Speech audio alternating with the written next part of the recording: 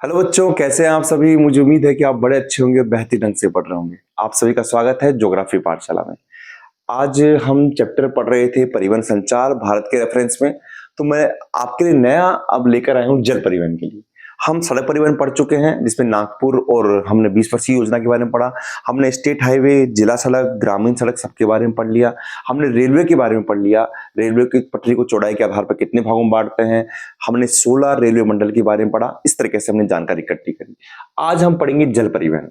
देखिए, जल परिवहन तो सबसे खास बात है कि ये सबसे सस्ता साधन है, सबसे सस्ता साधन है परिवहन का।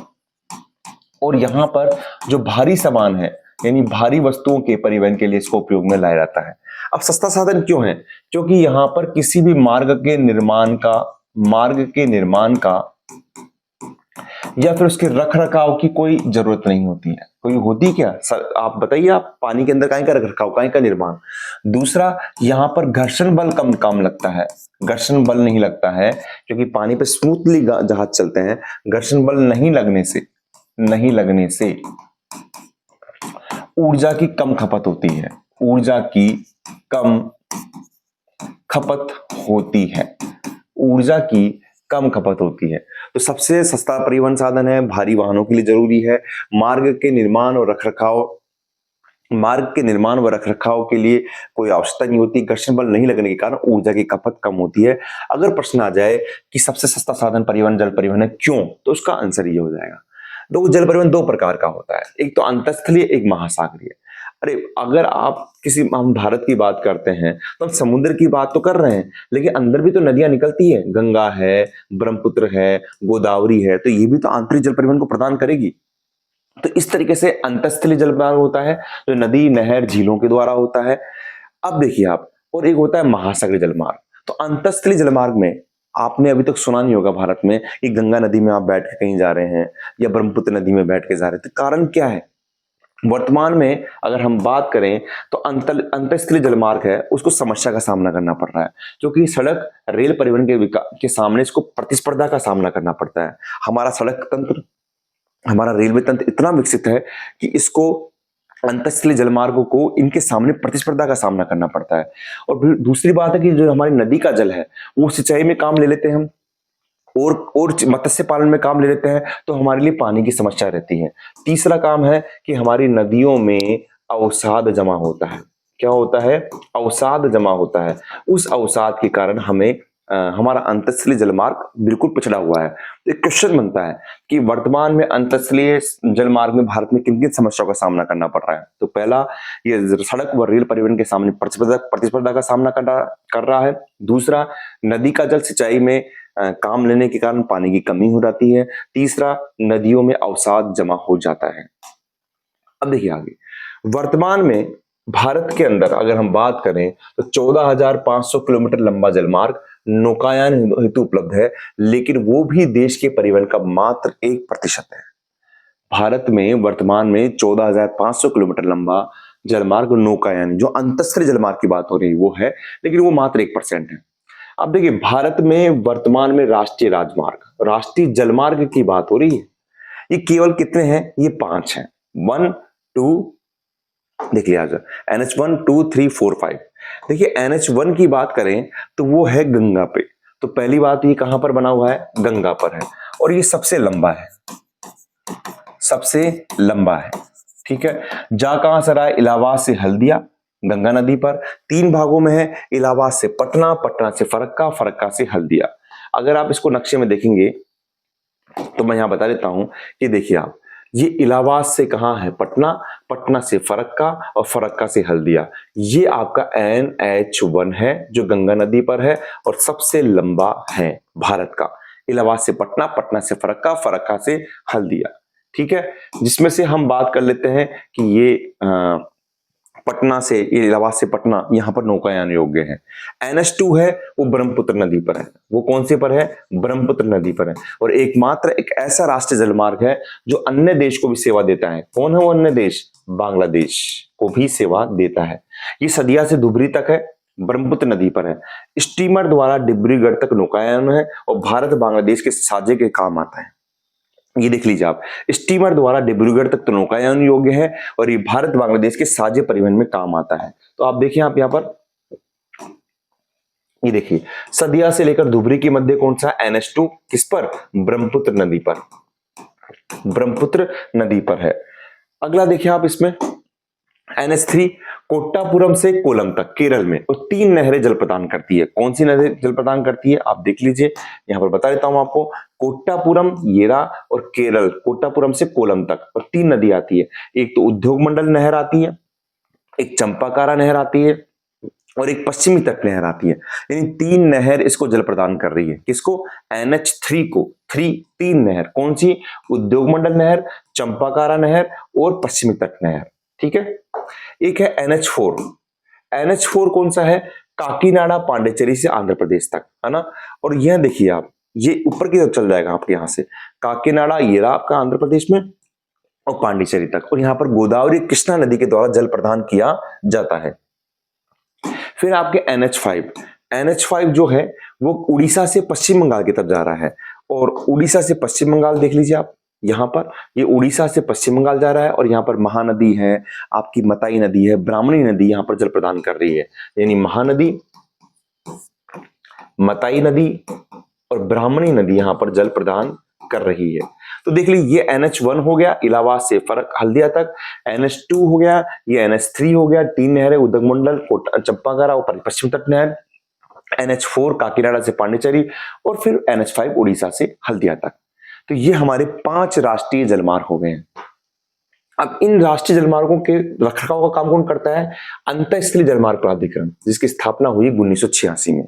अंतःस्थलीय जलमार्ग प्राधिकरण कार्य क्या है, देश में जलमार्गों का विकास तथा उनका रखरखाव करना। जैसे वो राष्ट्रीय राजमार्ग था ना, वैसे अंतःस्थलीय जलमार्ग प्राधिकरण 1986। हमारे भारत में केरल में पश्च जल, ये लेगून झील भी हुई है, जो अंतःस्थलीय जलमार्ग का विशेष महत्व रखती है।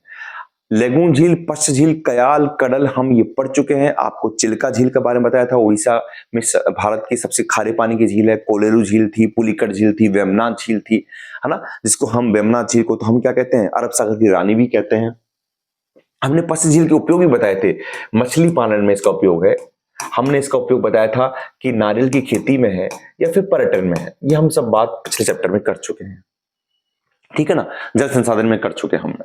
अब देखिए महासागरीय जलमार्ग, अभी आपको बताया था मैंने कि जलमार्ग 2 प्रकार का होता है, एक तो था आपके अंतःस्थलीय और एक महासागरीय। अंतःस्थलीय पढ़ चुके हैं, तो अब हम पढ़ेंगे महासागरीय जलमार्ग। देखिए महासागरीय जलमार्ग की बात करें तो हमको ये ध्यान होना चाहिए कि भारत की स्थलीय सीमा कितनी, टोटल स्थलीय सीमा टोटल 15,200 किलोमीटर है। तटीय सीमा की लंबाई, तटीय सीमा कहां से होगी, ये तटीय सीमा जो जल से छूटी है, ये कितनी है, 6100 किलोमीटर है। लेकिन अगर हम द्वीप भी जोड़ दें, लक्षद्वीप और अंडमान जोड़ दें, तो टोटल है 7,517 किलोमीटर है। यानी तटीय द्वीपों सहित तटीय सीमा की लंबाई हो जाएगी 7,517 किलोमीटर। सर्वाधिक तटीय सीमा की लंबाई गुजरात में है, और सबसे छोटी तटीय सीमा की लंबाई गोवा में है। ध्यान रखना आप, सबसे बड़ी तटीय सीमा जो खंबाती खाड़ी भी आ रही है और कच्छ की खाड़ी भी आ रही है, तो गुजरात सबसे बड़ी है, और सबसे छोटी कौन सी है, गोवा है आपके पास। तो कितने फैक्ट्स आ गए, भारत की स्थलीय सीमा की लंबाई 15,200 किलोमीटर, तटीय सीमा की लंबाई 6100, द्वीप जोड़ दे 7,517, सबसे लंबी सीमा गुजरात, सबसे छोटी सीमा गोवा। अब देखो यहां पर भारत में वजन के अनुसार 95% तो परिवहन करता है कौन, आपका जल परिवहन, और मूल्य के अनुसार 70% विदेशी व्यापार महासागरीय जलमार्गों द्वारा होता है। वहां सड़क मार्ग में क्या था, हमारी यात्री परिवहन था, है ना, लेकिन यहां पर क्या है, वजन के हिसाब से 95% तो यहां पर, और मूल्य के अनुसार 70% विदेशी व्यापार होता है। भारत में 12 प्रमुख बंदरगाह व 185 छोटे बंदरगाह हैं। तो ये 12 जो प्रमुख बंदरगाह है, ये मोस्ट है, ये परीक्षा में आ जाते हैं। तो भारत में कितने प्रमुख बंदरगाह हैं, 12 प्रमुख बंदरगाह हैं। देखिए पहला मुंबई बंदरगाह, सर्वाधिक व्यापार होता है, प्राकृतिक है। मुंबई बंदरगाह सर्वाधिक व्यापार है ना, ध्यान रखना। मैं आपको इसको नक्शे के अंदर से भी बताऊंगा आपको मैं थोड़ा सा, तो आप ध्यान रखना कि यहां पर मैंने बात की थी कांडला बंदरगाह की। मैंने बताया था कांडला बंदरगाह ये कब विकसित हुआ, जब कराची कहां चले गया, पाकिस्तान में चले गया था, है ना। और कांडला बंदरगाह मुंबई बंदरगाह पे दबाव को कम भी करता है। तो मुंबई बंदरगाह सर्वाधिक विदेशी व्यापार करता है। प्राकृतिक बंदरगाह है, ये हम पढ़ चुके हैं। इसके नीचे आता है नहाशेवा बंदरगाह या जवाहरलाल नेहरू बंदरगाह। ये सबसे व्यस्ततम बंदरगाह है, कृत्रिम बंदरगाह है, एक मशीनीकृत बंदरगाह भी बोलते हैं इसको, मशीनीकृत बंदरगाह भी बोलते हैं। और ये मुंबई बंदरगाह पर भार कम करने के लिए बनाया गया है। आप देखेंगे तो ये मुंबई से जस्ट नीचे ही है नहाशेवा बंदरगाह, ठीक है, मुंबई महाराष्ट्र में। फिर इसके बाद कांडला बंदरगाह, ये गुजरात में कच्छ की खाड़ी में है। मैंने बताया आपको कि यहां पर, ये कहां पर मिलेगा आपको, ये खंबात में नहीं मिलेगा, कच्छ में मिलेगा, कच्छ के ऊपर, खंबात में मत कर देना, कच्छ के ऊपर यहां पर। मार्मोगा बंदरगाह जुआरी नदी पर है, ईरान व हम इस पे कर सकते हैं जापान को लौह अयस्क दिया जाता है। और मैंने एक बात भी कही थी आपके सामने कि कोंकण रेलवे के बाद में, कोंकण रेलवे के विकास के कारण बाद में मार्मोगा जो बंदरगाह है, इसका क्या हो गया है, इसका पृष्ठीय क्षेत्रफल काफी बढ़ गया है। हल्दिया बंदरगाह कोलकाता का सहायक बंदरगाह है। हल्दिया बंदरगाह कहां पर आपके, देखिए आप, ये रहा आपके पास में, आपके ये रहा हल्दिया, कोलकाता, कोलकाता अंतर्देशीय पतन है, अंदर की ओर हम पिछले चैप्टर में पढ़ चुके हैं। हल्दिया है, फिर पारादीप उड़ीसा में है, विशाखापट्टनम का मछलीपट्टनम आंध्र प्रदेश में है, फिर एन्नोर, चेन्नई, तूतीकोरन आपके तमिलनाडु में है ना। तो ये सब चीजें हम पढ़ चुके थे, मैं दोबारा रिपीट कर रहा हूं पिछले वीडियो में। आप कोलकाता बंदरगाह श्यामा प्रसाद मुखर्जी बंदरगाह है, हुगली नदी पर है, सबसे पुराना बंदरगाह है। देखो सबसे बड़ा बंदरगाह है तो आपके पास से मुंबई है, विदेशी व्यापार भी मुंबई है। सबसे प्राचीन बंदरगाह कोलकाता है। विशाखापट्टनम बंदरगाह आंध्र प्रदेश में है, ये एक स्थलबद्ध बंदरगाह है, स्थलबद्ध है ना। और किस डाल्फिन नामक की चट्टान को काटकर बनाया गया है, डाल्फिन चट्टान को काटकर इसका निर्माण किया गया है। चेन्नई बंदरगाह, ये देश का प्रथम कृत्रिम बंदरगाह है। तो भैया चेन्नई आते ही आपके दिमाग में कृत्रिम बंदरगाह आ जाना चाहिए। यह है कहां पर, तमिलनाडु में। आप देख लीजिए, आप यूं लाइन से चलेंगे तो आपको पता लग जाएगा। आप देखिए आप यहाँ पर कोलकाता, कोलकाता आ गया आपके पास में, हल्दिया आ गया, पारादीप उड़ीसा में, पारादीप सबसे गहरा है जिसका आपको कोई पार नहीं हो, सबसे गहरा बंदरगाह पारादीप कौन सा है, सबसे गहरा बंदरगाह है। विशाखापट्टनम कौन सा है, ये सबसे, ये स्थलबद्ध बंदरगाह है। सबसे पुराना बंदरगाह कौन सा है, कोलकाता बंदरगाह है। सबसे ज्यादा विदेशी व्यापार किससे होता है, मुंबई बंदरगाह से होता है। सबसे व्यस्ततम बंदरगाह कौन सा है आपका, नहाशेवा या जवाहरलाल नेहरू बंदरगाह है ना। सब चीज आपको पता है आपको, ठीक है। तो चेन्नई बंदरगाह देश का प्रथम कृत्रिम बंदरगाह। देखिए अब कुछ बंदरगाह और देखते हैं, एन्नोर बंदरगाह और तूतीकोरन बंदरगाह। ये दोनों बंदरगाह चेन्नई भार को कम करने के लिए बनाए गए हैं। अगर आप इसको यहां पर देखेंगे नक्शे में तो देखिए एन्नोर, चेन्नई, तूतीकोरन। तो मुख्य चेन्नई है जो आपका कृत्रिम बंदरगाह बताया था मैंने आपको प्रथम। ये दोनों के पर भार कम करने के लिए एन्नोर और तूतीकोरन बनाए। जैसे हमने बताया था कि मुंबई पे भार कम करने के लिए नहाशेवा बंदरगाह बना है, ठीक है। आगे देखते हैं हम, न्यू मैंगलोर बंदरगाह कर्नाटक में है। कोच्चि बंदरगाह, इसको अरब सागर की रानी कहते हैं। और इस कोच्चि बंदरगाह के पास में ही, कोच्चि में ही, यहाँ केरल में ही वेमनाथ झील है। उस वेमनाथ झील को भी अरब सागर की रानी कहते हैं। रानी इसलिए कहते हैं बेटा क्योंकि आप ये ध्यान रखें कि जितने भी यहाँ पर यूरोपीय लोग आए थे वो सबसे पहले कोच्चि यानी कालीकट यहाँ पर आए थे। तो अरब सागर में अगर आपको अधिकार करना है तो ये, इसको यहाँ पर रानी कहा गया, यहाँ पर अधिकार कर लीजिए, आप वहां के राजा बन जाएंगे, इस तरीके से कहा गया। पोर्ट ब्लेयर, ये अंडमान निकोबार में है। हाँ एक बंदरगाह और सुनिए आप, पारादीप बंदरगाह। पारादीप बंदरगाह है जो आपके उड़ीसा में है, ठीक है जी। और उड़ीसा में होने के बाद में यहां पर दो खास बात है, इसका सबसे गहरा पोताश्रय है, सबसे गहरा बंदरगाह है या पोताश्रय है।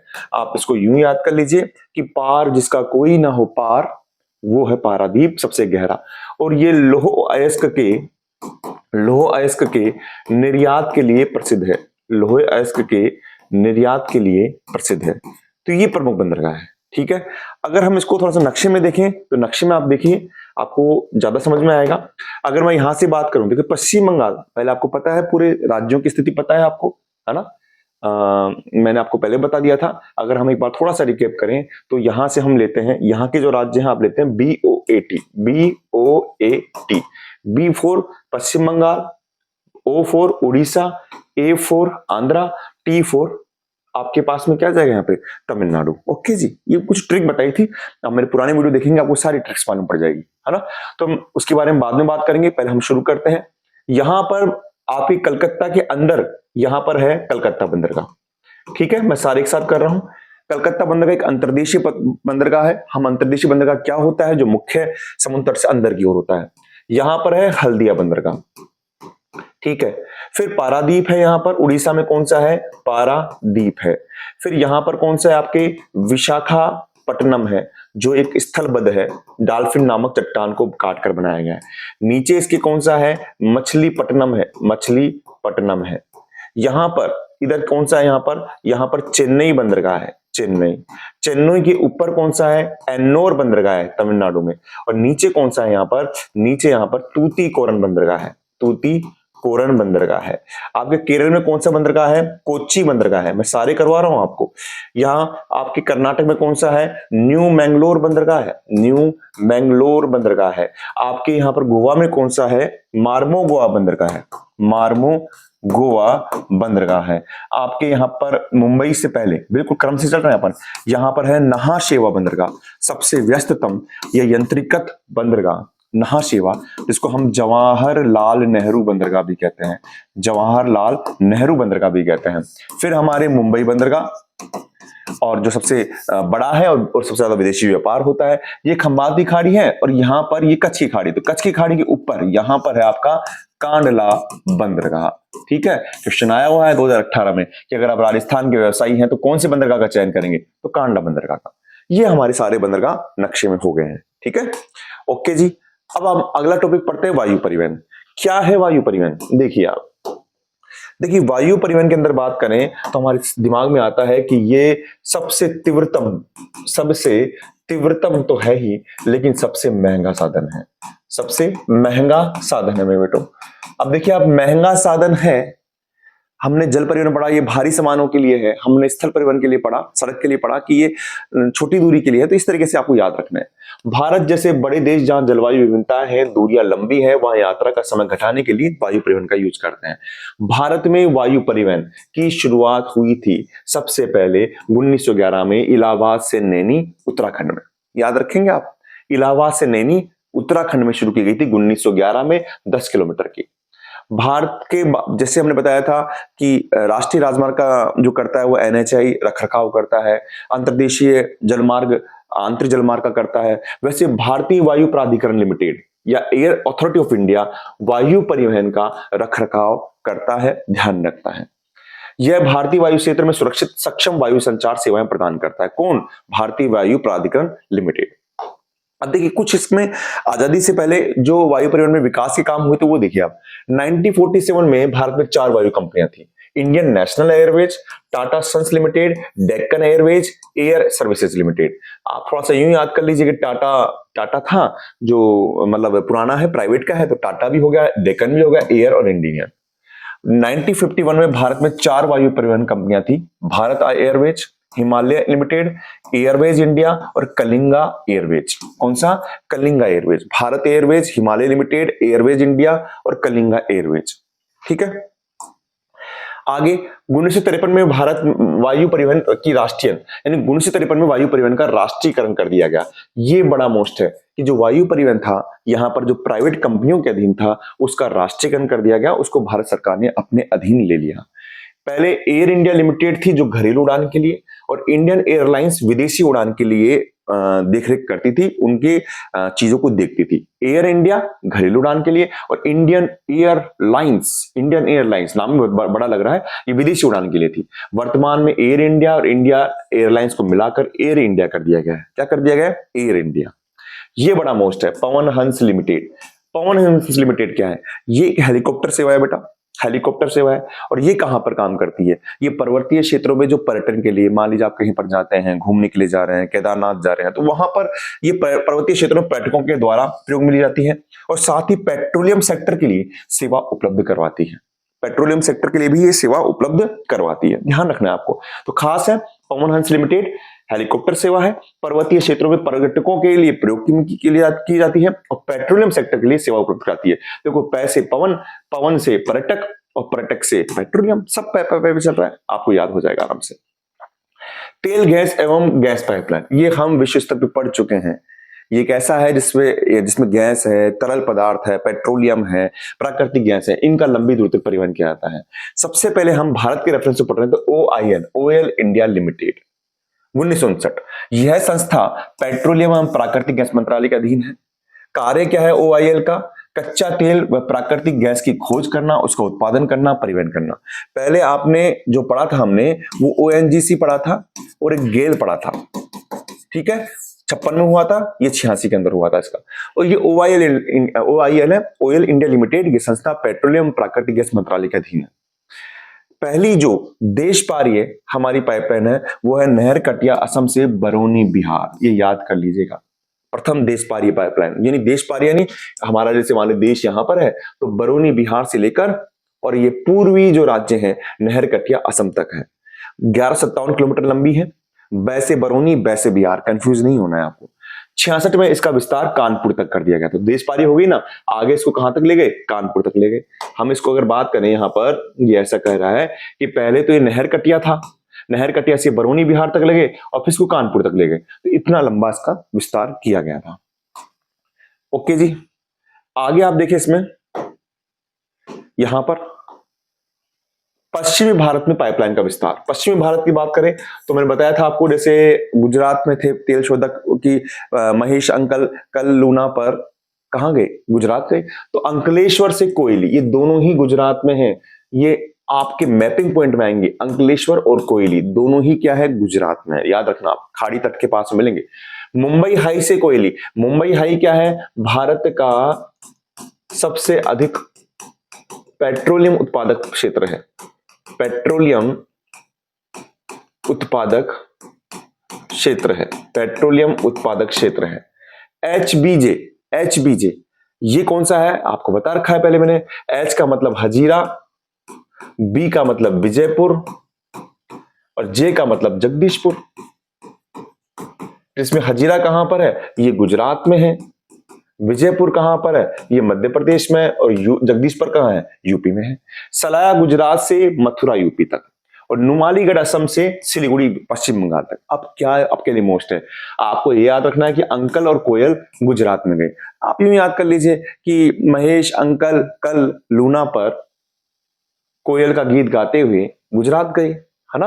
आराम से कर लीजिए, कैसे भी याद हो जाएगा। मुंबई हाई से कोयली, ठीक है। सलाया भी गुजरात में है और नुमालीगढ़ असम में है। अब है तापी पाइपलाइन, ये हम पढ़ चुके हैं। तापी पाइपलाइन ये विश्व की सबसे लंबी जो है ना गैस पाइपलाइन है। टी से होता है तुर्कमेनिस्तान, ए से अफगानिस्तान, पी से पाकिस्तान और आई से इंडिया। यानी ये आपके तुर्कमेनिस्तान, अफगानिस्तान, पाकिस्तान, इंडिया तक की एक बिछाई पाइपलाइन है। बाद में इसका विस्तार कहां तक किया जा रहा है? म्यांमार तक किया जाने की एक कोशिश है। और इसमें इसको एशियन बैंक से इसको फंडिंग हो रही है, यानी पैसा दिया जा रहा है कहां से? ये तुर्कमेनिस्तान से, आपके अफगानिस्तान, आपके पाकिस्तान और फिर हमारे प्यारे भारत तक इसका विस्तार है। इसलिए इसका नाम तापी पाइपलाइन है। देश मतलब विश्व की सबसे लंबी गैस पाइपलाइन हो जाएगी। संचार जाल, देखिए संचार जाल क्या होता है? हमने परिवहन जाल पढ़ लिया सर। अगर हम कोशिश करें, आपको थोड़ा सा दिमाग लगा दीजिए कि जो हम परिवहन पढ़ रहे हैं, संचार पढ़ रहे हैं, आगे हम व्यापार पढ़ेंगे, सब तृतीयक व्यवसाय के अंदर है और हम तीनों को अलग नहीं कर सकते। अगर आज हम संचार की बात करें और आपको अच्छा संचार चाहिए, आपको अपने शब्दों को, अपने संदेशों को, अपनी सूचनाओं को तीव्र गति से सही स्थान पर पहुंचाना है तो आपको परिवहन के साधनों का यूज भी करना पड़ेगा। अगर आप आराम से लेके जाएंगे तो सड़क मार्ग के द्वारा, अगर आपको जल्दी लेके जाना है तो आप वायु परिवहन का यूज करेंगे। तो संचार जाल का मतलब क्या होता है कि शब्द है, संदेश है, तथ्यों को एक स्थान से दूसरे स्थान पर पहुंचाने में जिन भी घटनाक्रमों का प्रयोग किया जाता है, जिन भी तथ्य घटकों का प्रयोग किया जाता है, उन्हें हम संचार जाल कहते हैं।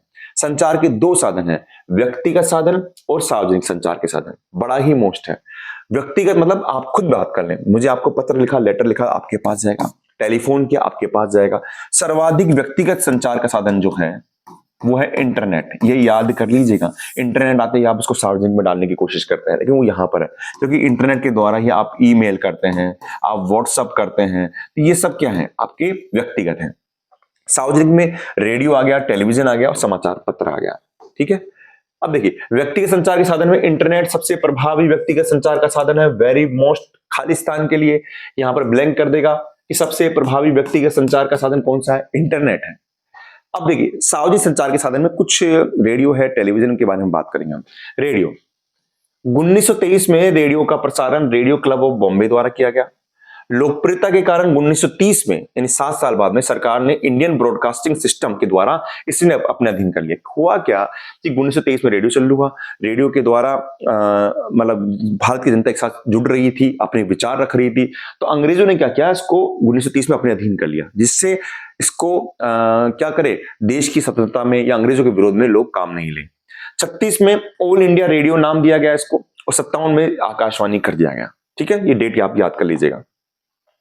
वर्तमान में रेडियो द्वारा शिक्षा, मनोरंजन, सूचना जैसे विभिन्न कार्यक्रम, अभी जैसे हाल ही में हुआ था मन की बात, पढ़ा होगा अभी, शायद 11 तारीख को हुआ था, कभी भी हुआ था, तो मन की बात जिसमें परीक्षा पे चर्चा की गई थी। टेलीविजन, यह श्रव्य दृश्य संचार माध्यम है, सुन भी सकते हैं, देख भी सकते हैं, बिल्कुल आसान है। सूचनाओं का प्रसार व आम लोगों को शिक्षित करने का कार्यक्रम होता है। टीवी सेवा का प्रारंभ 1959 में प्रारंभ हुआ था, ये याद कर लेना। टीवी सेवा, जेएल बेयर ने टीवी बनाई थी, आविष्कार 1959 में आपकी टीवी सेवा का प्रारंभ हुआ था। 76 में टीवी को ऑल इंडिया रेडियो से अलग कर दूरदर्शन में पहचान दे दी। पहले देख लीजिए, आप ऑल इंडिया रेडियो था, 36 में ऑल इंडिया रेडियो नाम दिया गया, तो टीवी भी इधर ही था। लेकिन 1976 के अंदर जब उपग्रह आते हैं, सैटेलाइट आते हैं, इनसेट का नाम सुनेंगे आप, इनसेट का नाम सुनेंगे, तब उसके बाद में इसको दूरदर्शन के रूप में पहचान दे दी। देखिए, हाँ आ भी गया इनसेट 1A, जिसमें DD1 के चालू होने के बाद समूचे नेटवर्क का साझा राष्ट्रीय कार्यक्रम शुरू हो गया। यानी जब इनसेट 1 है, देखिए उपग्रह क्या होता है, उपग्रह के अंदर हम जो कृत्रिम जो सैटेलाइट होते हैं वो पृथ्वी के चारों ओर जो उसके परिपाक पथ में वहां पर छोड़ देते हैं, वहां से सूचनाएं हम लेते हैं। तो इनसेट 1 जो दूरसंचार का सबसे एक अच्छा उपग्रह था, उसके चालू होने के बाद में जो टीवी था या रेडियो की बात करें, इसका जो पहुंच थी वो सुदूर गांवों तक पहुंच गई। यानी इस पूरे जो नेटवर्क था उसका साझा राष्ट्रीय कार्यक्रम की शुरुआत हुई। उपग्रह संचार सबसे विकसित एवं महत्वपूर्ण संचार का साधन। हम अब उपग्रह की बात करते हैं तो टीवी है, रेडियो है, इंटरनेट है, सबसे ऊपर कौन है, आपको उपग्रह से मिलता है। उपग्रह से प्राप्त चित्रों का मौसम के पूर्वानुमान, प्राकृतिक आपदाओं की निगरानी, सीमा क्षेत्र की चौकसी आदि के लिए किया जाता है। आप उससे चित्रों के द्वारा आप मौसम का पूर्वानुमान कर सकते हैं, प्राकृतिक आपदाओं की जानकारी कर सकते हैं, सीमा क्षेत्र की चौकसी कर सकते हैं। मैंने आपको प्रैक्टिकल पढ़ाया था कि गूगल मैप के द्वारा आप जो भौगोलिक सूचना तंत्र है उसकी जानकारी भी आप यहीं से ले सकते हैं। उपग्रह प्रणाली उद्देश्य के आधार पर हमारे भारत में 2 हैं, एक तो है इनसेट और एक है IRS। ठीक है, इनसेट क्या है समझिए आप, इनसेट का मतलब होता है इंडियन नेशनल सैटेलाइट सिस्टम। देखिए, पहले हमारे जितने भी उपग्रह थे हम रूस की सहायता से या किसी और देश की सहायता से हम छोड़ते थे, लेकिन अब हमारा खुद का सैटेलाइट लॉन्च हो गया है, इंडियन नेशनल सैटेलाइट सिस्टम 1983 में। ये इनसेट का मुख्य काम है दूरसंचार एवं मौसम विज्ञान संबंधी जानकारी देना। याद रख लीजिएगा, दूरसंचार जो बात की अभी दूरसंचार की तो बात की थी इनसेट में, देखिए आप, है ना, दूरसंचार यानी दूरदर्शन दे रहा था, और इसके साथ मौसम संबंधी जानकारी देने का काम ये करता है। लेकिन IRS क्या करता है, इंडियन रिमोट सेंसिंग। रूस के बैंकानूर से IRS-1 का प्रक्षेपण किया गया 1988 में। जो IRS-1 जो सैटेलाइट था, इसका रूस की जगह है बैंकानूर, वहां से इसका प्रक्षेपण किया गया। जैसे हमारे भारत में कहां से किया जाता है, श्रीहरिकोटा सतीश धवन केंद्र से। और ये कहां पर है, ये पुलिकट झील के पास में, बताया था मैंने आपको, पुलिकट झील आंध्र प्रदेश तमिलनाडु के पास में है, वहां पर यह प्राकृतिक संसाधनों का प्रबंधन करता है। भारत के स्वदेशी सैटेलाइट कौन सी है, PSLV और GSLV। P यानी polar satellite launch vehicle, GSLV जियो सैटेलाइट लॉन्च व्हीकल। होता क्या है, अगर आप पृथ्वी के पोलर यानी ध्रुवों पर अगर सैटेलाइट लगाएंगे तो पोलर सैटेलाइट लॉन्च व्हीकल, और अगर आप मान लीजिए उसके यहां पर आप उसके क्या नाम है भूमध्य रेखा के चारों तरफ चक्कर लगाते हुए लगाएंगे तो जियो सैटेलाइट लॉन्च व्हीकल हो जाएगा।